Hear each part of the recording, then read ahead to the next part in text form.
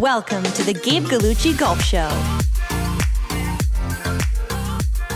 What's going on, everybody? Welcome back to another episode of the Gabe Gallucci Golf Show. Dave's back in the building, back from Sonoma. What up, sir? Hey, Gabe. How you doing? I'm good, buddy. I'm good. How's your little jaunt to the south of the U.S.? It was good. Weather was warm and there was sun, so I was happy. I feel rejuvenated and refreshed. We finally got some sun here. We had four straight days of like 18, 19, 20 degrees. Nice. Yeah, I saw in your post you got some time out on the course, actually, not just beating balls on the range. Yeah. First range sessions in shorts. Which is pretty good this year, you know? The only problem is, so this is the thing. We're in this awkward temperature where like some people are cold at the range, some people are hot, right? And the thing that drives me nuts is that we have the heaters at the range.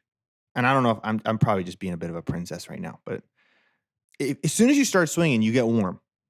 Like, you know, like even when it's minus 10, you get warm once you start swinging, okay? If it's 18 degrees, we don't need the heaters on. Like, what are we doing? What are we doing? And so so these people come and like, I get it. Everyone has to have their own experience at the range. And I'm not trying to diminish anyone's experience. It's like, I get it. Maybe I'm being a total asshole right now, and that's fine. But I'm kind of like... Notice I'm not saying anything right now. I'm kind of like, yo, before you immediately jump to the heaters, and like, by the way, there's other people there. We have not all turned the heaters on. So you come and you want to turn the heaters on. And we're all swinging. And now we're overheating because you want the heaters on. And it's...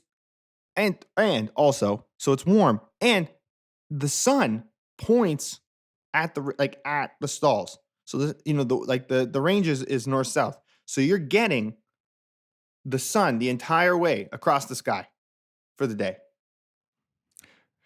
Oh man. So anyway, that drives me nuts right now when it gets too like this with the heat, and people just don't know what to do with it.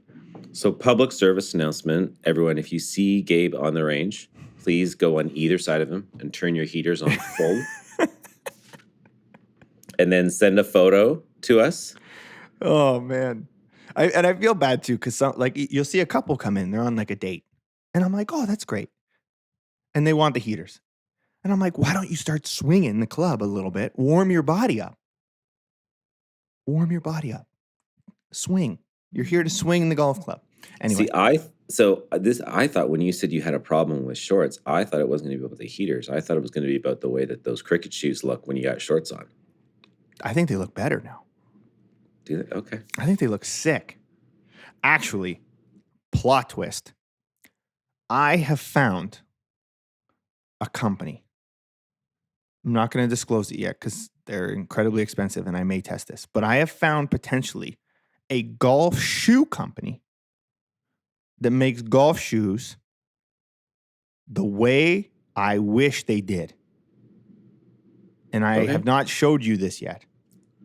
But you're keeping secrets from me now. I'm gatekeeping a little bit. But I'm going to send you this because now the problem is they're absurdly expensive. Like absurd. How much is absurdly expensive? I think it's like 300 euros. 350, yeah. Like that's a lot for a shoe, but they're like custom handmade, and the spike profile is the same as my cricket shoes. Okay. But they look like FootJoy Premiers. And they look like that old school shoe. So you can have that like Arnold Palmer like sauce, like that wardrobe drip. Okay? And now you get the performance. So that excites me very much. But we got enough things to spend money on, like a new car right now, so we can't be doing that. We can't be buying $500. That's fair. I know this is golf shoes. I know this is a golf podcast, but you and I haven't chatted in a day or two. But we've been talking about your car. What's the update here? I know traveling around to tournaments, you need a reliable vehicle. So yeah, so I've been trying to figure out.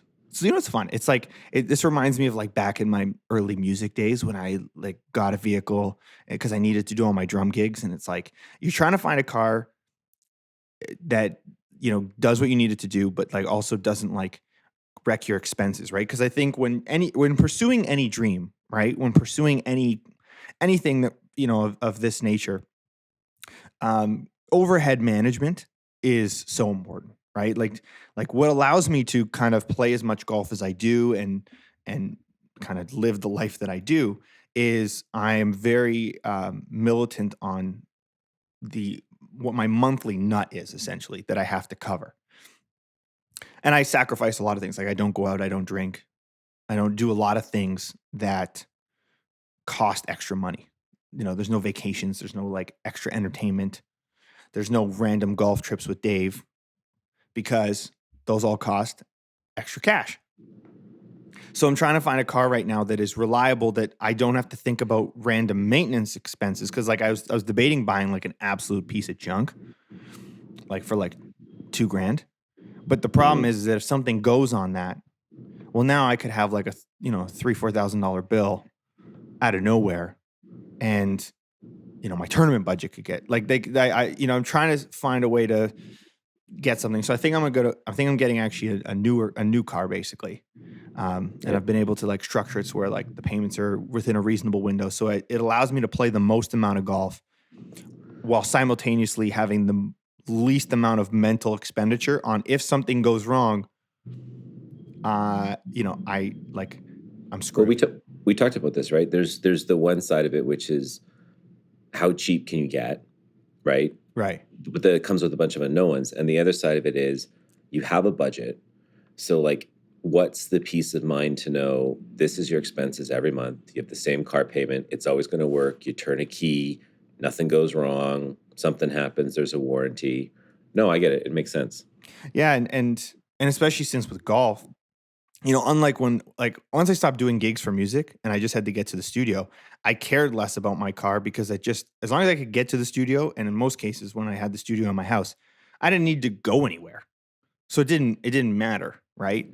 Yeah. Whereas I need to make sure there's no downtime, and I got to be able to get to the course every day, and I don't want to have to worry. You can't be late for a tee time because it doesn't start. No, and I also don't want the mental load of like issues, right? Like I had I really milked my old car because it was so integral to me. Like every big song I'd ever mixed, I'd listen to through that car stereo, right? So I had this 2009 Ford Escape for forever, and it was great, but I milked it too long, and from living in Ontario, it became an absolute rust bucket.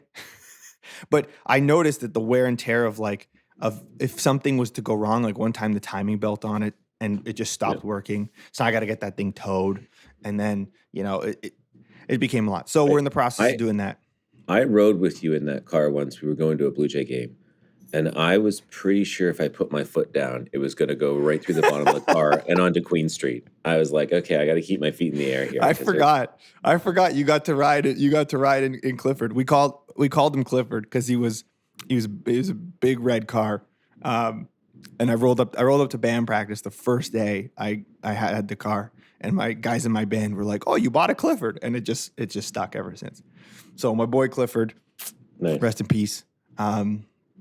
I miss that car still, but we need less stress. We're managing the expenses. Also, and that's the thing actually with this off season, we can kind of get it into a little bit of like the finances of pursuing this dream, because I think that's something I can give you guys some insight on and just some realness. Is it's tough. It's tough to manage the finances with golf because golf is just so much output, right? Like clubs are expensive, balls are expensive, memberships can get expensive.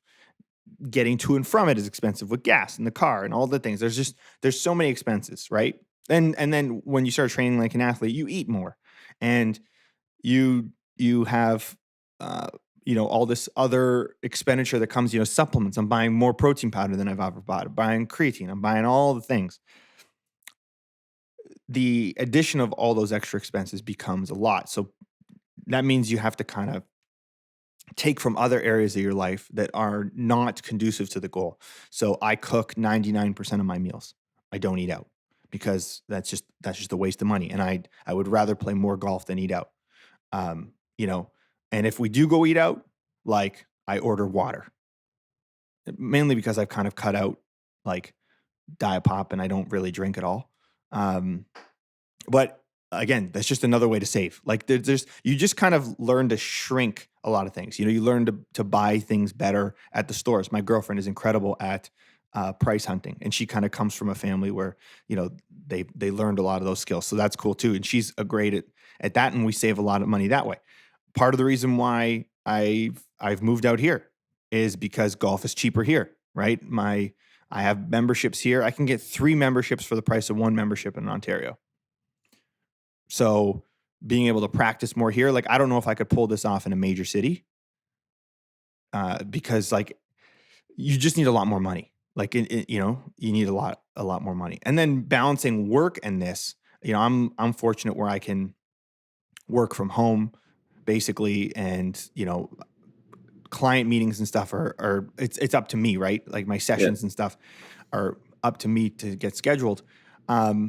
But the downside of my business is client volatility, right? So I don't have a steady every Thursday. I know I'm getting paid. I don't, some weeks it's great. Some weeks it's terrible. It's all a balance. I just had an artist who's got 19 million monthly listeners on Spotify hit me up to mix a song, but I could have nobody message me in the next month. Rarely does that ever happen, but it's the nature of the game. So I don't know, in June how much money I'm making. Right? Like that's kind of always been my life. Like it just projecting out. So you develop a lot of these habits, and I think that's what's kind of made this transition into golf a lot easier, is from being in the musician world of not really having anything stable. You just kind of learn these tips and tricks and different habits of not over consuming. I don't buy a lot of new clothes. I just don't spend money on anything that doesn't put me towards the goal. Right. But then like going back to the client volatility, like I had a big project that was going to be like a full year retainer that just after Christmas completely fell apart because the artist went a bit AWOL, which has happened before. But that sucks because I'll be honest right now, my budget for tournaments was there, right? Like that was going to cover a lot of things. And so like, I don't really have the budget for tournaments right now that I had. So I'm trying to make it up in other ways while still paying for rent and all, and life and food and all the things to do this. So it's an interesting battle of managing. But I think what's been good about coming from the music side is that, I'm so used to I'm in music. I'm so used to being so dirt poor in my early 20s that pursuing golf almost just feels like I'm like, oh yeah, this is I'm eating, so this is great. I'm actually way better off than I was. You're eating, you're hitting golf balls, you're a happy man. Exactly. That's it. I don't need much. I don't need much. I do think one of these episodes we need to get your girlfriend on the podcast. We need to have a conversation about what it's like to live with Gabe and go through this journey. Because I only see a part of it on the phone. Right. I think Vic sees all of it. We need to give the listeners some insight to. Yeah. She'll be interested. I hit the jackpot though, because like I don't have any resistance. Some people, and this is actually another, aside from the finances, who you date in life determines so much of your success and your freedom to pursue things. And I think I saw this in music, and I definitely see it in golf too, where this trend of like, I know guys who have to lie about golf. I know guys who can't golf whenever they choose because, golf is seen as like a thing that competes with your partner versus an add-on to your life. And I think if your partner doesn't frame golf in the right context for how it fits for your life and what it does for you, I think it can create some battles. Whereas I'm very lucky, like my girlfriend just, from when I was doing music to now, and she was in the music business as well. So she kind of understands, crazy schedules and pursuing a dream and those kind of things, which helps a ton. But I think, I never get told to not play golf, or I can't play more golf or anything. I have zero golf restrictions on my life, because of how golf is understood. Are you sure she's not trying to get you out of the house? No. She's honestly, you know what? And that's the other thing too. It's just like I just have like an incredible amount of understanding, right? Yeah. And then No, the other thing too is that when we do, like when we hang out, you try and spend more like quality time, so that when you are home, you're present and you're doing all those things. Like you can't just go play a bunch of golf and then not be a present partner in the relationship. So there's, like but that goes without saying, like you have to do that regardless of what your endeavor is. You gotta put the work in for sure. Yeah. So you have to put the work in, but at the same time, I think, it's interesting. And I saw this in music a ton, where, you'd see an artist, but then their partner would be almost like sabotaging them behind the scenes, because they wouldn't want them to go to writing sessions. They wouldn't want them to play shows. Like there's this like insecurity that breeds. And I see that a ton with golf, where I see a lot of guys who have to like hide golf from their families, and their wives, because it's almost like it's like and listen, I don't have a wife and kids, so I I can't speak on the different commitment levels and what life looks like at that level. But even guys who just have girlfriends, and if you're just in a relationship, I'm surprised at the amount of tension sometimes that golf kind of creates in relationships, because people see it as like, and maybe the other this is the other piece too, is that because my schedule is more free with work, it's not like I can fit golf into my life better than maybe others can. So I can still hang out and have that time. Whereas I think if you're working 9 to 5, and then you have your Saturday to go play, but your Saturday is also to spend time, like I guess that can get tough. But the mental health benefit for golf for guys, I think, is so big. It's a shame to not be able to just get to go do it freely. Yeah. Like, when I was just getting into this and like golf was the escape, there was nothing worse than when you felt like either work or something else was nagging at you when you're trying to be out there. And I think you can understand that a ton, right? Like, when you're out there and you just want to enjoy, and then you've got something else that is pulling at you. There's been many a time where I'm golfing and I'll look at my phone on hole 8 or 7 and be like, okay, I'm done at 9. Cause I just, something, you look at the phone, you're like, oh, I got to go back. And it can even be a Saturday, but like something happens, and even if it didn't need to be addressed right away, now it's in the back of my head, and it's better off to leave the course and go deal with it than play shitty for the back 9 and be thinking about work for the next 3 hours, right before you get in front of the computer. So I get it. Yeah. And that's a brutal feeling. Again, I've had that before. I used to have, I'd get a client that messaged me or need a file or something, and you're just like, oh. And it torches your round. And then you're like, I don't even want to be here. And then you're not even present, That sucks. So it's the combination of those things. But yeah, I think at some point getting her on would be interesting. Although she is quite the unicorn. So I'm very lucky. So I don't know how applicable it'll be to others, just simply because I have won the lottery. There you go. Yeah. So anyway. So that's that. So that's the financial / life aspect to this. Should we talk about your game? Where's your game at? You've been posting a lot of video from the range, I see. A lot of 4-irons, a lot of drivers. I've noticed a few drivers in and out of the bags in the imagery. Haven't really asked you in our personal phone calls because I wanted to save it here. What's going on with the bag, Gabe? What's going on with the swing? So I touched on this a little bit last week. So Max and I have been talking. I'm going to see Ryan Hawley Friday. There is a driver.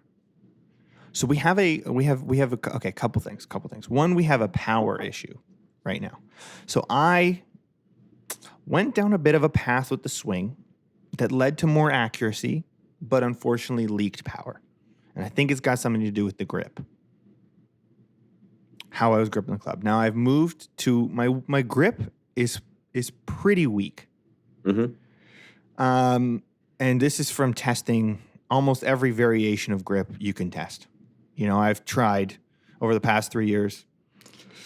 I've gripped the club every way I can, trying to find the ideal matchup for me, right? So, and that's something Max and I have worked on, and something I've just tried to see what is going to make me play the most free and the most, like when I get on the golf course, what is intuitive. A weak grip is the most intuitive for me to be able to shape the ball the way I need to shape it. Now, I took it a step further because I'm a lunatic. I also, for the last 6 weeks, have been doing a weak grip, but also going 10 finger instead of interlock. Okay. Part of that was because I was hitting so many balls when it was cold, right? When we had that cold thing here in January. So I got kind of stuck in, all I could do was hit balls. I was hitting so many balls every day. Excuse me. I was hitting so many balls every day that I just started to get pain in my pinky. So I just was like, in order to hit more balls, I went to 10 finger.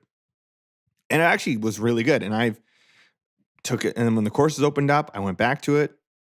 And it was great. And it was very accurate. The issue we started running into with this weak grip and the 10 finger, specifically with the driver, is I think it just leaking power. There's something which to be honest, to me, I don't understand, and I need to get some clarity as to why. Because to me, like, more surface area should lead to more power. Like, if you have more, like, this has less surface area of your hands on the grip, right? Or even this, right? The overlap. But if you have this, you have the full surface area of all your fingers the most surface area you can get. How does that not lead to more power? But I think and this is why I want to go see Ryan, is I think in something with how it makes the other parts of my body work, I don't think that grip works for the power swing. So I'm using it for wedges and for chipping, because what I do like about it for wedges and chipping is it takes speed off. And I think that's why I found so much success with it when I was practicing at Shem, when I was kind of, and the last 4 weeks have been primarily finesse work. I have not been swinging hard. I have not been trying to hammer the ball. I have been trying to take as much speed off of what I'm doing to hit these control shots. Right. So some of that has been, I just haven't hit enough drivers, and I haven't been really trying to pound the ball. And I think another function of it is I think I screwed my matchups a little bit. It became very accurate. Like, the thing I find is I am very accurate, but it's like a club difference, which for wedges and for some finesse stuff, phenomenal. So maybe there's a hybrid to be played here. I think I'll chip 10 finger for sure, because I don't get that jumpy chip that I used to get. And that was a big thing I've noticed, like, trying to clip one and all of a sudden it just kind of comes out hot. Don't really get that one as much anymore. I really like it for 110 yards and in, because also too, I can kind of control the right hand rolling over to kind of hit like this, like, soft draw with the wedges. But I think for the full swing, I got to go back to interlock. Still weak grip, but interlock. And I battle tested that out over the past day or so, and kind of seeing my driver come back. Yeah, just seeing my driver come back and seeing some of the ball flight and seeing some of the distance too. Because, like, I'd hit, especially with the 4-iron, like, I'd hit a couple 4-irons and I'm like, that was laced. And it would fall 10, 15 yards short. And I go, wow, that doesn't make sense. Yeah, because you called me the one day you called me and I said hello, and there wasn't even a hello, Dave. All you said to me is, I've lost all my speed. And I was like, oh. I'm like, good morning to you too, Gabe. That's why you love me. And Yeah, and that was the concerning thing because I'm like in terms of health and physical function and flexibility, I don't feel like I've ever been in a better position. Mm-hmm. But I'm slow, and I don't. Now, let's just keep in mind though, slow for you is still, so just to put it in context for the listeners. So PJ Tour average on driver swing speeds around 112 to 115. It varies year to year and time of year depending on where they're playing and how warm it is. Gabe's slow sits around 115 to 116. Tournament golf for you is what, 118 to 120, and then if you go all out, you're kind of 122 to 124. Is that right? That's what it used to be. Yeah, like, but I used to be able to swing. There was a time when I could roll out of bed and just hit 119, 121. Wasn't hard. Now my mechanics are better, and that's the other thing too. And sorry to cut you off. I was also not swinging well fast. I think that's the other thing that I've also had to reframe in my head, right? I was fast, but I was never fast and like in play or fast repeatable. Right. So I am now 115 to 117, much more repeatable. But I was getting this like really spinny, wipey right thing that was going nowhere. And I'm like, okay, that's got to fix. So I think it's the grip thing. I think it's just me going too far down a rabbit hole. But we're going to go see Ryan Hawley and just make sure the ground forces haven't tapered off or I'm not doing something super weird timing wise, which also could be the case. Because I know physically right now, this is the best shape I've ever been in. So I don't understand. I thought I'd be like 125 right now in terms of how I feel. Right. Do you have a target? Like if you're playing in a tournament, where do you want to be? Do you want to be that? I just want to live at 121, 122. Okay. I think that's our goal. Yeah, I think if I can just like if my game speed is there, I think that is like you can do whatever you want from there. You know? Anything beyond that, I would reserve for wide open par fives that I can, sure, if I can bring it up to 126. Just lash at it if you need to. Sure.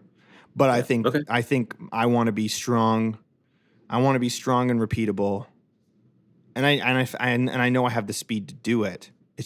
A lot of it has just been building up the core strength and the ability to like hit that speed with stability.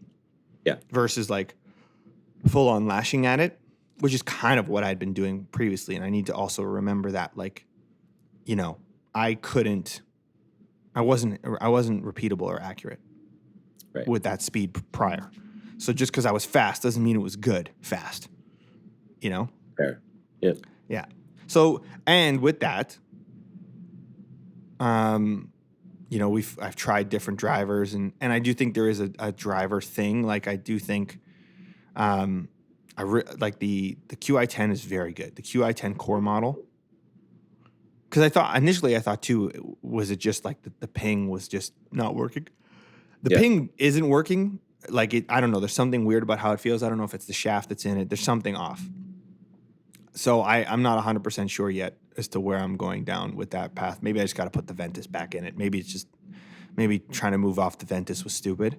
The Rogue right now, the Triple Diamond Rogue, turned down 9 degrees, turned down 1. And I have the special loft sleeve where I can turn it down to 7. I have the -2 loft sleeve on it, which I've played an event in November with that, and it was great. And last night on the range, I started to see that ball flight that I had in November. Nice. Because I was thinking too, I thought it was maybe because from COVID, like I lost speed or something, like something happened to me. Because that's what I was worried about. I was like, what's going on? But then I remembered I played this tournament after I'd gotten it. Like after I'd had it, and it was like a month after.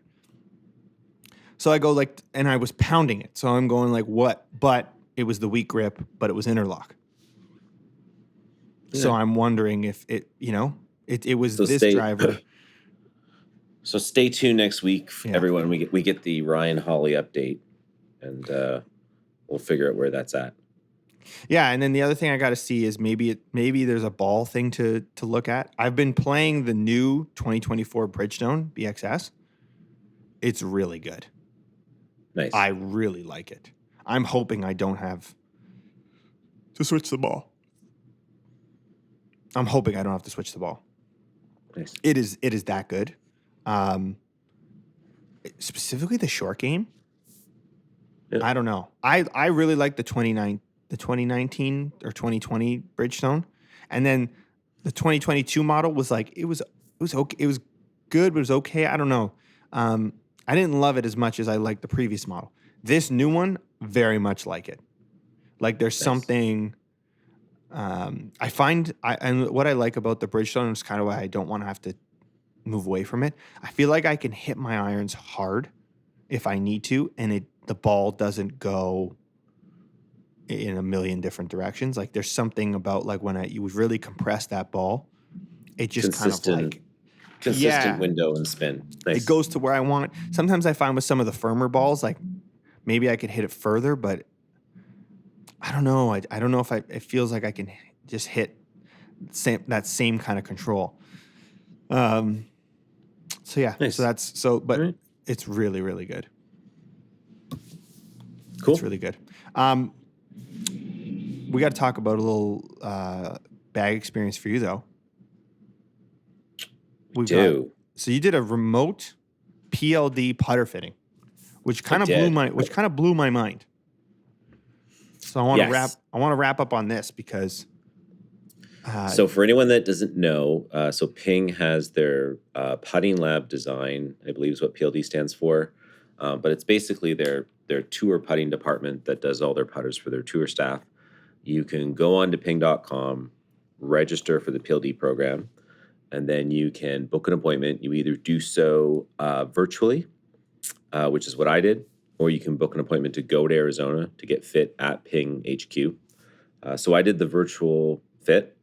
So they overnight you. They send you a little FedEx package. They overnight you a cradle and an iPod Touch and a putting disc. And basically you snap the cradle to your existing putter, fire up the iPod Touch, put in your data, some basically static measurements, and then you'd putt 5 10-foot putts, and you do that for 3 sets. So 3 sets of 5 of 10-foot putts, and it takes a reading off of every putt. And then you basically say submit, send your data to Ping. You throw the iPod Touch back in the prepaid package they give you, goes back to Ping. The cradle, which is really cool, is yours to keep. So you can use it going forward with your iPhone or anything to track your putting statistics again. And the putting disc is yours to keep. And it's really neat. It tracks face rotation, closure rate, speed back and through, face angle. So it was a really cool experience. And then about 3 days after I sent my results, I had a 1-hour virtual session over a Zoom call with a fitter at Ping HQ. We talked about my existing stroke. The first half hour of the call is pretty much all about, this is the data, this is your stroke, what kind of courses do you play, what's your experience putting, do you have a consistent miss? For me, if anything, on like 3-foot putts, I get like a little bit, I don't know, my hands get jittery or something, but I tend to push them. So if I'm going to miss a short putt, I know I'm probably going to push it. And I always have that in the back of my mind. I'm like, don't push it, don't push it, don't push it. And then sometimes I snap it closed, of course, miss it left. And I know I've done it because I've been fearful of the push. But yeah, so, and then the really cool thing is there's a number of putters within the PLD program that we don't have access to at retail. So like I was unaware. So Ping makes obviously the Answer and the Answer 2, which we all know, and they make the Answer Deep. But access to the program, I actually got fitted into what's called an Answer 30. So it's got a slightly longer hosel. So a typical Answer has 42 degrees of toe hang, 42 to 45, I believe is what my fitter said. The Answer 30 hence has 30 degrees of toe hang, so a little less face rotation.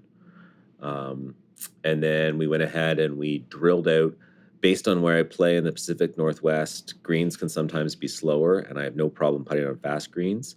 And also, I prefer a little bit heavier putter head.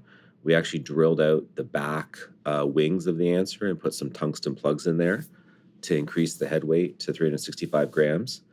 And then it was actually really cool. He was seeing an impact that I wasn't delivering a lot of loft pretty consistently. And he pretty much knew right away. He said, do you putt cross-handed? Do you putt left-hand low? And I said, yeah. And he said, typical of people that putt cross-handed, because your hands end up being more forward, is you're at impact, is you're de-lofting the club and you're not getting as much loft at impact. So we bumped the standard loft from 3 up to 4, which should mean, based on my data when I sent it in, I'll deliver about 2 to 2.5 degrees of loft, which he felt a little bit better at. So it was a really cool experience. The putter should arrive. Again, choice of grips, choice of head cover. Putter should arrive in the next week or two. We'll show it here on the pod. We'll get an image of it, but I'm excited for it. It was a really neat experience. That's insane. Well, yeah, when you told me about the different degrees of toe hang that they can offer as a custom option, that blew my mind. Toe hang finishes. There was 5 different finishes. I went for what was a slate finish, almost kind of a picture like a gunmetal look. Yeah. But there was a ton of different finishes. What else? What other options were there? And sorry, and they build it on the tour line. Yes. Which is cool. Like they said to you, as long as you don't get any tour orders, like you were next in line to be built. I think there was 2 putters in front of mine, but they're all built in the same place. It's not like your putter is going to get built somewhere else versus like where the tour ones are milled. So yeah, it's all coming out of the same factory. And that's so sick. Yeah. And then you did something with the sight line too. Remember, what'd you do? You did the dot? I did a dot instead of a line. Yeah. I tend to use the line on my ball to line up to the hole. And so I think with the putter here, we just did a dot on the top. I'm excited for it. We'll see how it goes. That's unreal. What a cool experience.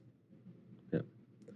Not the cheapest experience in the world, but in the same breath, what is a PLD putter? I think down here in America, a PLD putter is $500. So a few more to get custom fit. Honestly, I think custom fitting on a putter is something probably many of us don't put enough credence to. When you think of how often you use it and how things like even your own experiences, Gabe, and you've kind of settled in the right. You're saying going to Golf Town and just picking random ones up off the shelf and seeing which ones you drain the most with, and then shotgun buying that, and then repeating this process is not the best way to solve a putter issue in the bag, Dave? It's great for Golf Town's stock price. So, like if you're an investor in Golf Town, by all means. For the rest of us, for your wallet and your pocketbook and your sanity, getting fit for a putter, or just even understanding, I don't even know about getting fit, but understanding what it did for me is understanding like face rotation and what kind of hosel like I really need. Like I knew a heel shafted putter wasn't going to be for me. And I always like a plumber's neck, but understanding that the regular plumber's neck is just going to have too much toe hang for me now. It just is a better insight to, Which is interesting because that means the putter at retail would have never worked. Yep. Right? So a true retail putter, actually, you've potentially been fighting. Yeah. And that's interesting. So you know what? Maybe something I need to consider.